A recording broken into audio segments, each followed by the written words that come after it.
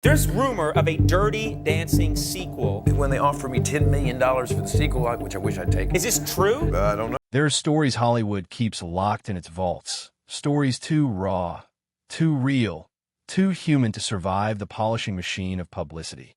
For decades, the story of Dirty Dancing lived behind a carefully constructed curtain of romance and nostalgia. The lift, the line, the song, the summer. That was the version the world was given, and for the most part, the world accepted it gratefully. But Patrick Swayze was never a man who could live comfortably inside a carefully constructed version of anything. In the years before his death in September 2009, as pancreatic cancer slowly stripped away everything that was temporary, the fame, the persona, the performance, what remained was something more durable: truth. In interviews, in his memoir, The Time of My Life, co-written with his wife Lisa Nemi, and in quiet, unguarded conversations, Patrick began peeling back the layers of a film that had defined his legacy. What he revealed wasn't scandalous in the tabloid sense. It was something more unsettling than gossip. It was honest. And honesty, as anyone who knew Patrick Swayze understood, was the most dangerous thing he carried. To understand what Patrick revealed about the Dirty Dancing set, you first need to understand who he was before he ever stepped onto it. Because the man who showed up to that production in the summer of 1986 wasn't just an actor looking for his breakout role. He was a collection of contradictions that had been building pressure for 3 decades. Born in Houston, Texas, in August 1952, Patrick Wayne Swayze was raised inside a crucible. His mother, Patsy Swayze, was a celebrated choreographer and dance instructor whose professional standards were absolute. From the time Patrick could walk with intention, he was training ballet, jazz, gymnastics, figure skating. While other boys his age were playing neighborhood football with the casual abandon of childhood, Patrick was in studios, developing the kind of physical discipline that leaves marks on a person long after the training is done. He was also, by his own admission, a young man full of fire that didn't always know where to go. He loved football as much as he loved ballet, and he pursued both with the same uncompromising intensity. That intensity cost him. A serious knee injury during his football years collapsed one dream and quietly redirected him toward another. He moved to New York, trained with the Joffrey Ballet and the Harkness Ballet, and pushed his body through the kind of punishment that professional dancers know intimately and rarely discuss publicly. There was a moment, whispered about among those who knew him then, when it seemed Patrick might ascend into the highest ranks of classical dance. A proposed partnership with Mikhail Baryshnikov never materialized. His knee again intervened. He pivoted once more, this time toward theater and film, carrying with him a technical precision that would later become both his greatest asset and his most complicated burden on the set of a small, low-budget film that nobody expected to change anything. When Dirty Dancing was being assembled in the mid-1980s, it existed in the margins of Hollywood's attention. The budget was modest. The expectations were lower. It was the kind of project serious actors weren't supposed to want, and studios weren't supposed to remember. Patrick Swayze wanted it anyway. He recognized something in Johnny Castle, not because the character was polished or heroic in the conventional sense, but because he wasn't. Johnny was raw. He was a working-class dancer navigating a world that consistently reminded him of his own disposability.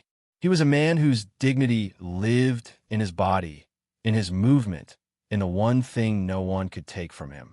Patrick, who had spent his entire life channeling his most turbulent emotions into physical expression, understood that completely.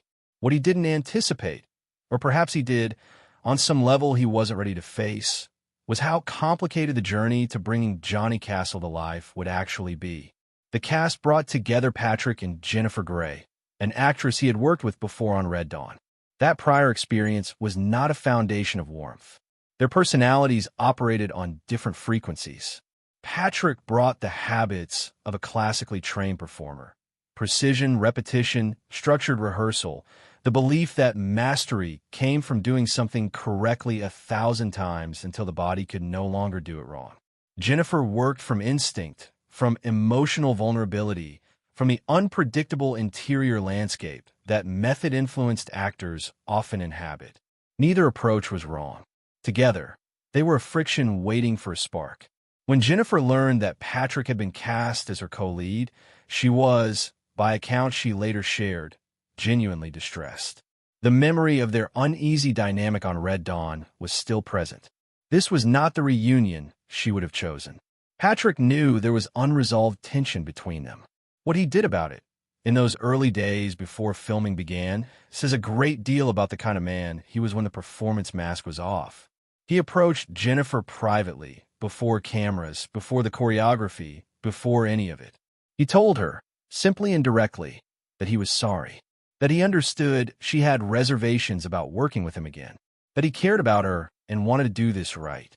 Jennifer Grey later recalled those words with evident emotion. The walls he had built, even unintentionally, came down in that moment. She saw, perhaps for the first time, the person behind the discipline. But an apology, however sincere, cannot dissolve the fundamental architecture of two people's personalities. And Patrick was honest about this too, in later years. The apology opened a door. It didn't remodel the house. Filming began in the summer heat of North Carolina, at Lake Lure, and the conditions were punishing from the start. The heat was relentless. Costumes that were meant to suggest sultry summer ease became physical burdens in 90-degree temperatures. Patrick was already managing a damaged knee, an old wound that had never fully healed, that had derailed his ballet career, that would trouble him for the rest of his life. He moved through the choreography with characteristic precision, but every precise movement came at a cost he was paying privately, in pain, every single day. He didn't talk about it on set. That wasn't who he was. He absorbed the difficulty and kept moving, because stopping, to Patrick Swayze, was not a concept that his constitution easily accepted. In the years after Dirty Dancing became a cultural phenomenon, and especially in the reflective period near the end of his life, Patrick spoke with unusual candor about the emotional texture of working with Jennifer Grey. He chose his words carefully. He was not a man who named and blamed without conscience, but the frustration was audible beneath the measured language. Jennifer had a habit, under pressure and in moments of intimacy, of dissolving into nervous laughter. For someone working from instinct, it was an involuntary pressure valve. For Patrick, working from structure and precision, it registered differently. He has described, in interviews and in his memoir, how the laughter, though he intellectually understood it, could break the concentration he had worked so hard to build. He wanted to get the scene right. He wanted every take to matter. And when the scene fractured because of something uncontrollable, it tested him in ways he wasn't always proud of. He admitted that his patience thinned. He admitted that there were days when his frustration was visible and that it likely didn't help Jennifer feel more secure.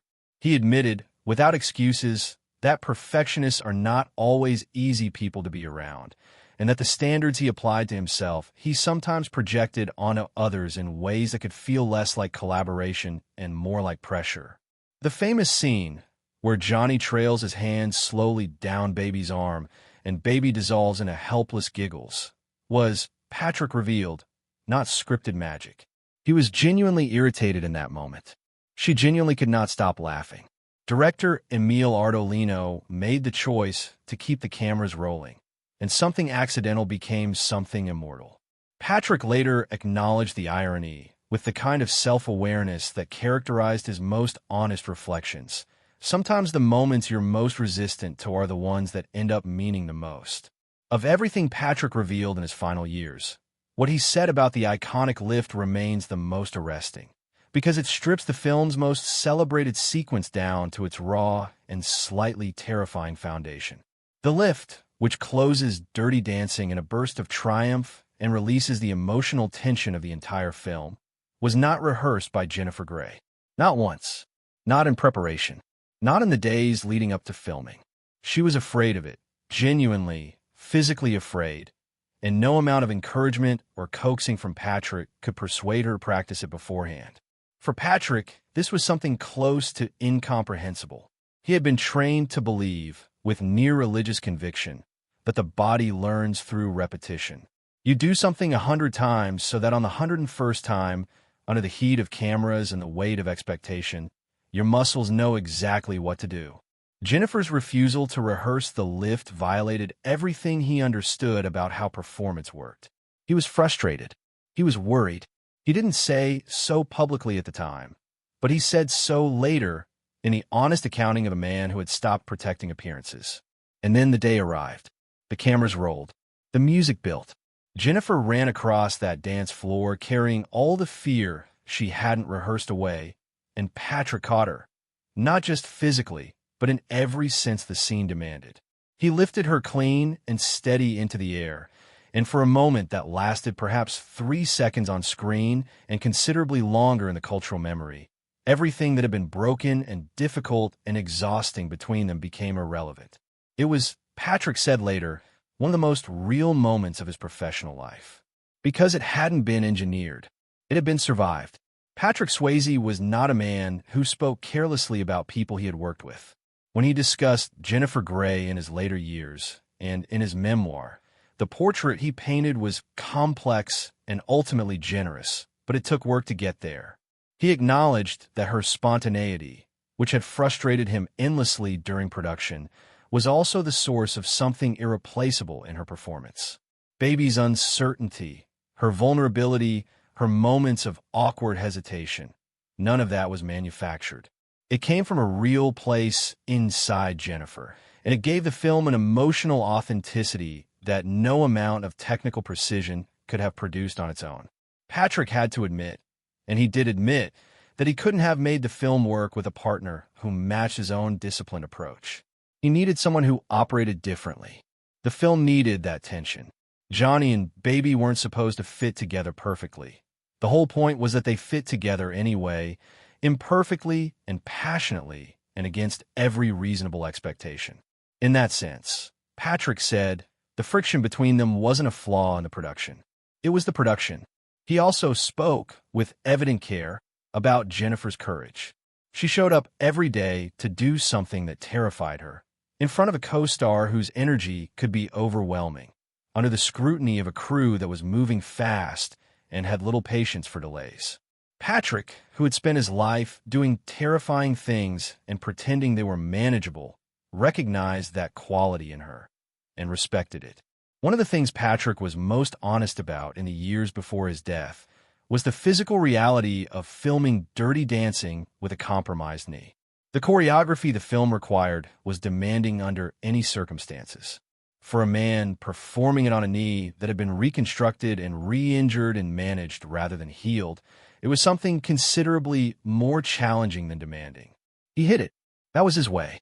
He had been hiding physical pain since his teenage years, because in the world he came from, his mother's dance studios, the professional ballet environments of New York, the body's protests were not reasons to stop.